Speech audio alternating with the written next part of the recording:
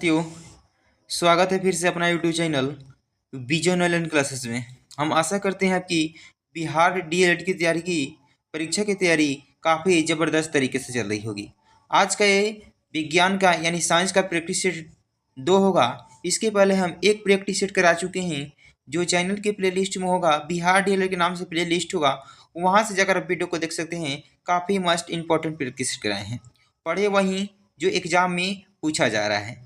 तो चलिए सेशन को स्टार्ट करने से पहले अगर आप मेरे चैनल को सब्सक्राइब नहीं किए हैं तो प्लीज़ चैनल को जरूर सब्सक्राइब कर लीजिएगा। डेली हम क्या करते हैं, 7 बजे सुबह में हम विज्ञान का प्रैक्टिस कराते हैं और शाम को 5 बजे क्या करते हैं, सामाजिक विज्ञान का प्रैक्टिस सेट कराते हैं और 7:30 बजे रात को क्या करते हैं, हिंदी का प्रैक्टिस सेट कराते हैं। तो चलिए सेशन को स्टार्ट करते हैं, क्वेश्चन की तरफ बढ़ते हैं। पहला नंबर क्वेश्चन कह रहा है, जिस तारा मंडल के तारे ध्रुव तारे की ओर संकेत करते हैं वह क्या कहलाते हैं?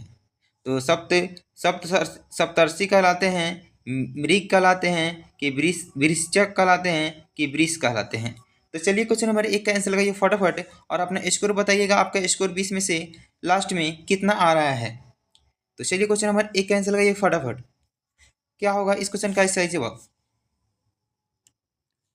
जल्दी से बताइए कमेंट कर।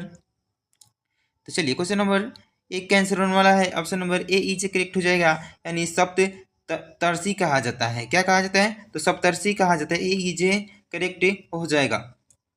अगर आपको वीडियो अच्छा लग रहा है तो वीडियो को लाइक शेयर कमेंट कर दीजिएगा और चैनल पे पहली बार आए हैं तो चैनल को जरूर सब्सक्राइब कर लीजिएगा, ऐसे ही डेली वीडियो देखने के लिए सुबह 7 बजे। तो चलिए क्वेश्चन नंबर 1 का आंसर होने वाला है ऑप्शन नंबर ए ई जे करेक्ट हो जाएगा। आगे बढ़ते हैं क्वेश्चन नंबर 2 की तरफ। क्वेश्चन नंबर 2 कह रहे हैं, भारी जल वह जल होता है जिसका तापमान 4 डिग्री सेल्सियस पर स्थिर रखा जाता है, जिसमें कैल्शियम एवं पोटेशियम के अभिलय लवण होते हैं, जिसमें हाइड्रोजन हाइड्रोजन का स्थान उसका आइसोटोप ले जाता है, जिसमें ऑक्सीजन का स्थान उसका आइसोटोप नहीं आइसोटोप ले पाता है। तो चलिए क्वेश्चन नंबर 2 का आंसर लगाइए फटाफट। क्या होगा इस क्वेश्चन का सही जवाब? मस्ट वी क्वेश्चन है। भारी जल वह जल होता है। तो चलिए क्वेश्चन नंबर 2 का आंसर होने वाला है option number C is correct हो जाएगा, यानी जिसमें हाइड्रोजन का स्थान उसका आइसोटोप लेता है, यानी सी इज करेक्ट हो जाएगा इस क्वेश्चन का सही जवाब।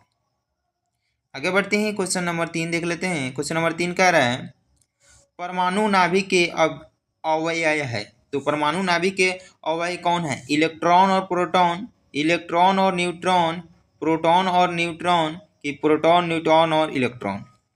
तो चलिए क्वेश्चन नंबर 3 कैंसिल लगाइए। क्या होगा इस क्वेश्चन का सही जवाब? मस्ट वी क्वेश्चन है। क्वेश्चन नंबर 3 कैंसिल बताइए। तो चलिए क्वेश्चन नंबर 3 कैंसिल होने वाला है option number C is correct हो जाएगा, यानी प्रोटॉन और न्यूट्रॉन होता है। तो परमाणु नाभिक में कौन कौन होता है? तो प्रोटॉन और न्यूट्रॉन होता है। सी इज करेक्ट हो जाएगा इस क्वेश्चन का सही जवाब। आगे बढ़ते हैं क्वेश्चन नंबर 4 की तरफ। क्वेश्चन नंबर 4 कह रहा है, 20 वर्ष की आयु पर मानव शरीर में हड्डियों की संख्या लगभग कितनी हो जाती है? जब मनुष्य का शरीर 20 वर्ष का हो जाता है तब हड्डियों की कुल संख्या कितनी हो जाती है? तो 100, 200, 300 कि इनमें से कोई नहीं? तो चलिए क्वेश्चन नंबर 4 कैंसिल लगाइए फटाफट। क्या होगा इस क्वेश्चन का सही जवाब? मस्ट वी क्वेश्चन है।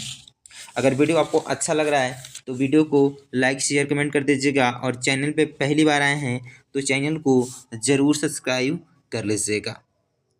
तो चलिए क्वेश्चन नंबर 4 कैंसिल होने वाला है option number D is correct हो जाएगा, यानी इनमें से कोई नहीं। आपको बता दें कि 20 वर्ष की आयु में मानव शरीर में हड्डियों की संख्या लगभग कितनी हो जाती है? तो 206 हो जाती है। कितनी हो जाती है? तो 206 हो जाती है, लेकिन ऑप्शन में नहीं है इसलिए इनमें से कोई नहीं सही हो जाएगा। अगर आ जाएगा 206 तो आप 206 लगा लीजिएगा, ठीक है। और अब आपको बता दें कि जबकि बाल अवस्था यानी जब हम छोटे होते हैं 20 वर्ष के नीचे में आयु हमारे होती है तो हड्डी की कुल संख्या कितनी होती है? 300 से अधिक होती है। तो चलिए क्वेश्चन नंबर 4 का आंसर ऑप्शन नंबर डी हो जाएगा। अगर ऑप्शन में अगर 206 आ जाएगा तो 206 मार दीजिएगा। तो चलिए क्वेश्चन नंबर 5 की तरफ बढ़ते हैं। क्वेश्चन नंबर 5 कह रहा है, HIV द्वारा होने वाला रोग है। तो HIV द्वारा होने वाला रोग कौन सा है? क्षय रोग है, आतशक है, कैंसर है कि एड्स है? तो चलिए क्वेश्चन नंबर 5 कैंसर लगाइए, HIV द्वारा कौन सा रोग होता है? तो चलिए क्वेश्चन नंबर 5 कैंसर होने वाला है, option number D is correct हो जाएगा, यानी एड्स हो जाएगा। HIV द्वारा रोग होने वाला कौन रोग होता है? तो एड्स हो जाएगा, डी इज करेक्ट हो जाएगा। आगे बढ़ते हैं क्वेश्चन नंबर 6 की तरफ। क्वेश्चन नंबर 6 कह रहे हैं 100 वाट का बल्ब यदि 10 घंटे जले तो बिजली का खर्च कितना होगा? 100 वाट का जब बल्ब यदि 10 घंटे जलता है तो बिजली का खर्चा कितना होगा? 0.1 इकाई, 1 इकाई कि 10 इकाई कि 100 इकाई? तो चलिए क्वेश्चन नंबर 6 कैंसिल लगाइए और फटाफट क्या होगा इस क्वेश्चन का सही जवाब।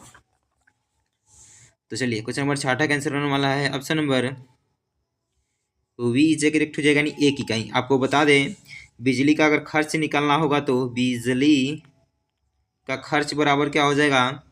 तो वाट गुना घंटा, वाट गुना घंटा बटे 1000 कर दीजिएगा। कितना कर दीजिएगा? तो 1000 कर दीजिएगा। तो हमारा वाट कितना है? तो 100 वाट है, तो 100 गुना समय हमारा कितना है? तो 10 है, और बटे कितना हो जाएगा?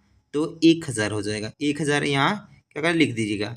तो 00 से 00 कट गया, 10 से 10 कट गया, बच गया एक में एक से अगर गुना कर देते हैं 1000, एक में एक से भाग करते हैं 1000, तो 1 इकाई आ गया। तो चलिए इस क्वेश्चन का सही जवाब क्या हो जाएगा?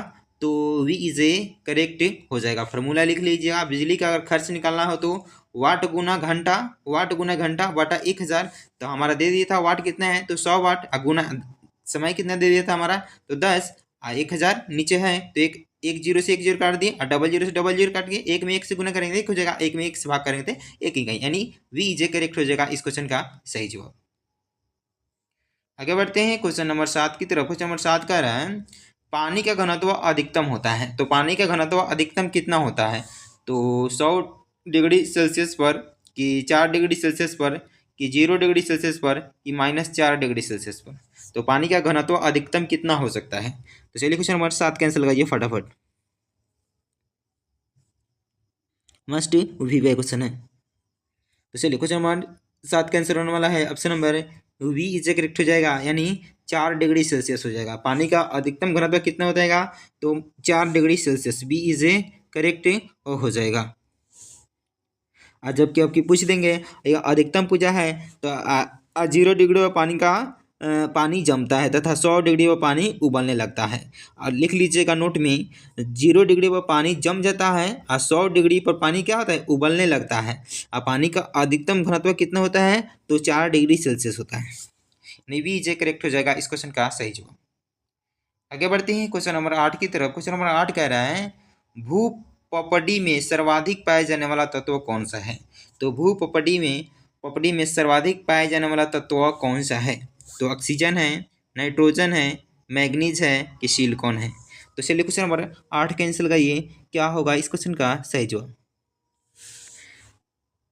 तो चलिए क्वेश्चन नंबर 8 कैंसिल होने वाला है, option number A is a correct हो जाएगा, यानी ऑक्सीजन हो जाएगा। ए इज ए करेक्ट हो जाएगा इस क्वेश्चन का सही जवाब। आपको बता दें कि भू प्रॉपर्टी में सर्वाधिक ऑक्सीजन होता है, कितना प्रतिशत?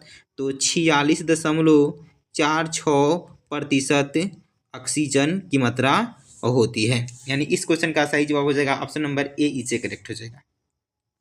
आगे बढ़ते हैं क्वेश्चन नंबर 9 की तरफ। क्वेश्चन नंबर 9 कह रहे हैं प्लास्टर ऑफ पेरिस का सूत्र है, तो प्लास्टर ऑफ पेरिस का आपको सूत्र बताना है, क्या होता है?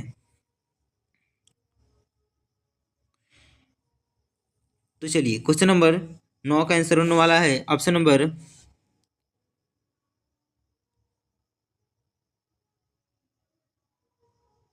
सी इज ए करेक्ट हो जाएगा, यानी CaSO4H2O हो जाएगा। सी इज ए करेक्ट हो जाएगा। आगे बढ़ते हैं क्वेश्चन नंबर 10 की तरफ। क्वेश्चन नंबर 10 कह रहा है निम्नलिखित में कौन सा अम्ल सिरके में उपस्थित होता है? तो आपको बताना है कि कौन सा अम्ल सिरके में उपस्थित होता है। तो हाइड्रोक्लोरिक अम्ल, साइट्रिक अम्ल, ऑक्जेलिक अम्ल कि एसिटिक अम्ल? तो चलिए क्वेश्चन नंबर 10 कैंसिल लगाइए फटाफट, क्या होगा इस क्वेश्चन का सही जवाब। तो चलिए क्वेश्चन नंबर 10 कैंसिल होने वाला है, option number D is correct हो जाएगा, यानी एसिटिक अम्ल हो जाएगा। कितना मात्रा में पाया जाता है? तो 6 से 8% मात्रा क्या होता है? एसिटिक अम्ल होता है, जिसके कारण यह खट्टा होता है। आगे बढ़ते हैं क्वेश्चन नंबर 11 की तरफ। क्वेश्चन नंबर 11 कह रहे हैं ध्वनि का वायु में वेग अनुमानता है। तो ध्वनि का वायु में वेग अनुमानता कितना है? तो 10 किमी प्रति सेकेंड, कि 10 मील प्रति मिनट, कि 330 मीटर प्रति सेकेंड, कि 3 गुना 10 का पावर या 10 हो जाएगा। 10 का पावर क्या हो जाएगा? 10 सेंटीमीटर पर सेकेंड। तो चलिए क्वेश्चन नंबर 11 कैंसिल लगाइए फटाफट। क्या होगा इस क्वेश्चन का सही जवाब? तो चलिए क्वेश्चन नंबर 11 का आंसर होने वाला है ऑप्शन नंबर सी ई जे करेक्ट हो जाएगा, यानी 330 मीटर प्रति सेकंड हो जाएगा। ध्वनि का वायु में वेग अनुपात कितना होता है? तो 330 मीटर प्रति सेकंड हो जाएगा। सी ई जे करेक्ट हो जाएगा। आगे बढ़ते हैं क्वेश्चन नंबर 12 की तरफ। क्वेश्चन नंबर 12 कह रहे हैं सूर्य के प्रकाश को धरती पर आने में कितना समय लगता है? तो 4.2 सेकेंड, कि 4.8 सेकेंड, कि 8.5 मिनट, कि 3.6 घंटा। तो चलिए क्वेश्चन नंबर 12 कैंसिल करिए। क्या होगा इस क्वेश्चन का सही जवाब? तो चलिए क्वेश्चन नंबर 12 के आंसर होने वाला है ऑप्शन नंबर सी जे करेक्ट हो जाएगा, यानी 8.5 मिनट लगता है। कितना लगता है? तो 8.5 मिनट सूर्य के प्रकाश को धरती पर आने में समय लगता है। 8.5 मिनट, सी जे करेक्ट हो जाएगा। आगे बढ़ते हैं क्वेश्चन नंबर 13 की तरफ। क्वेश्चन नंबर 13 कह रहा है स्टील को कठोरता प्रदान करने के लिए बढ़ाई जाती है। तो कार्बन की मात्रा को, कि मैग्नीज की मात्रा को, कि सिलिकॉन की मात्रा को, कि क्रोमियम की मात्रा को। तो चलिए क्वेश्चन नंबर 13 कैंसिल लगाइए। स्टील को कठोरता प्रदान करने के लिए बढ़ाई जाती है। तो चलिए क्वेश्चन नंबर 13 का आंसर होने वाला है option number A is correct हो जाएगा, यानी कार्बन की मात्रा को बढ़ाई जाती है। तो स्टील की कठोरता प्रदान करने के लिए बढ़ाई किया जाती है, तो कार्बन की मात्रा को बढ़ाई जाती है। ए इज करेक्ट हो जाएगा। आगे बढ़ते हैं क्वेश्चन नंबर 14 की तरफ। क्वेश्चन नंबर 14 कह रहा है क्रोमेटोग्राफी की तकनीक का प्रयोग होता है। तो क्रोमेटोग्राफी जो तकनीक है वह किसके लिए प्रयोग किया जाता है? तो रंगीन पदार्थ की पहचान करने में, कि पदार्थ की संरचना निर्धारण में, कि रंगीन पदार्थ की प्रभाजी आसवन में, कि एक मिश्रण को पदार्थ को अलग करने में। तो चलिए क्वेश्चन नंबर 14 का आंसर लगाइए फटाफट। क्या होगा इस क्वेश्चन का सही जवाब?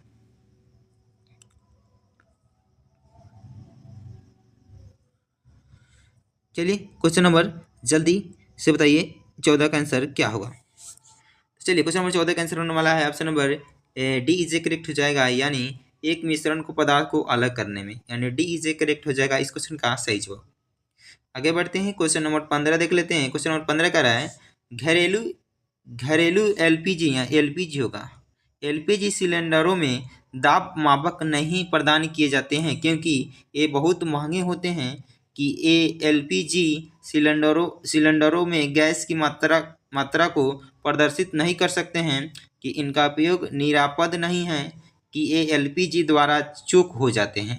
तो चलिए क्वेश्चन नंबर 15 कैंसिल लगाइए। और आपको वीडियो अच्छा लग रहा है तो वीडियो को ज़्यादा से ज़्यादा लोगों तक शेयर कर दीजिएगा, और चैनल पे पहली बार आए हैं तो चैनल को जरूर सब्सक्राइब कर लीजिएगा, ऐसे ही डेली वीडियो देखने के लिए सुबह 7 बजे। और जितने भी भाई बहन दोस्त बिहार डीएलएड की तैयारी कर रहे हैं उनके पास ये वीडियो जरूर सेंड कर दीजिएगा। तो चलिए क्वेश्चन नंबर 15 कैंसिल लगाइए आप लोग फटाफट। क्या होगा इस क्वेश्चन का सही जवाब?